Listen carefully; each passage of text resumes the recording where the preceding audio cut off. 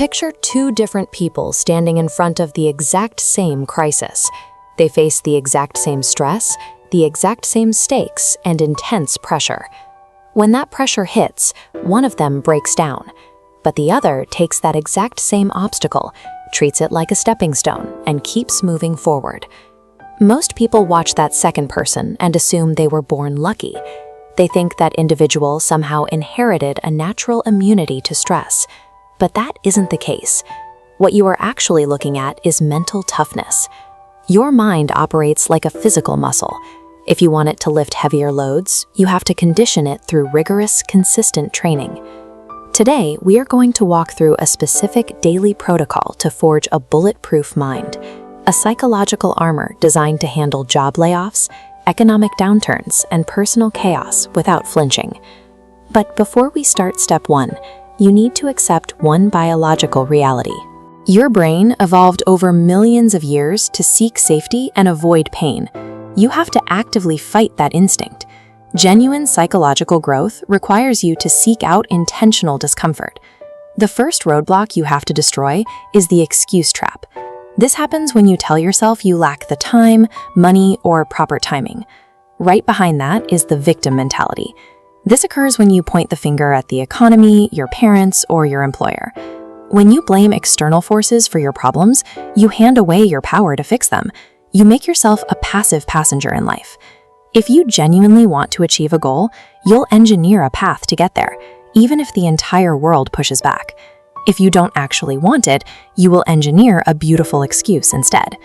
We live in a culture built on instant gratification, where everything is available on demand.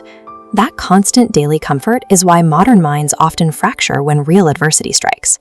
The foundation of an iron mind is taking full ownership of where you stand right now. You drop the excuses and you start building from here. Step 1 of the protocol is to engineer intentional discomfort every single day. This practice does not require you to adopt extreme survivalism. It means setting your alarm for 5 a.m. and actually getting out of bed, or turning the dial to freezing cold at the end of your morning shower. When you force yourself through these small friction points, you send a deliberate neurological signal. You prove that your conscious mind is in command, overriding your instinct to remain comfortable. Step 2 pushes this concept further into physical conditioning. You must engage in strenuous, fatiguing exercise. This chart shows a strenuous workout. As physical strain increases, endorphins spike while cortisol drops. Enduring physical pain expands your baseline capacity for discomfort, translating directly to how you handle daily hardship. Pushing your physical body to its threshold is an incredibly efficient method to hardwire your brain for lasting psychological resilience. Step 3 of the protocol is to practice 10 minutes of stillness. Find a quiet space. Sit down in silence and focus entirely on the sensation of breathing. We are not doing this to relax. We are doing this to train your response reflex. When an unexpected crisis hits, this ensures your default reaction isn't to panic, freeze, or shout. Those 10 minutes build a critical mental buffer zone. They give your brain the seconds it needs to pause, assess the situation calmly, and deploy a rational solution instead of reacting emotionally. Step 4 requires a shift in processing setbacks.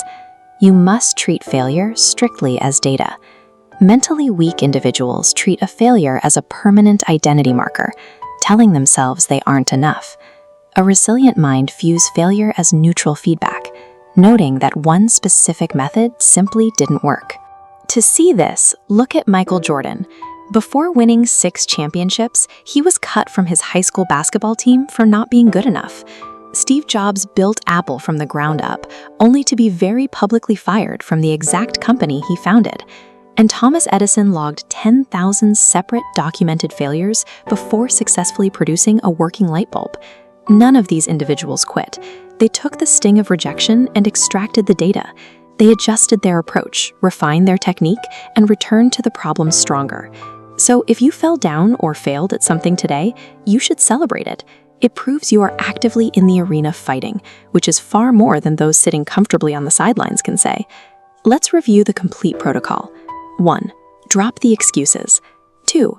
Engineer one moment of daily discomfort. 3. Train your body physically. 4. Practice 10 minutes of silence. And 5. Use failures strictly as data. Perceived limits are often just the point where your biological safety mechanism tries to shut you down to preserve energy. This protocol trains you to recognize that signal and maintain your performance anyway. There is a harsh reality you need to accept today. No savior is coming to hold your hand or pull you out of your current situation. You alone are responsible for standing up and fighting for your future and your dreams. You have a decision to make. You can continue reacting to your environment as it changes, or you can use these 5 steps to dictate how you respond to pressure. Drop a comment right now with the one specific thing you are going to change today. Share this video with a friend who needs this routine, and subscribe for more systems to optimize your life. Keep pushing forward.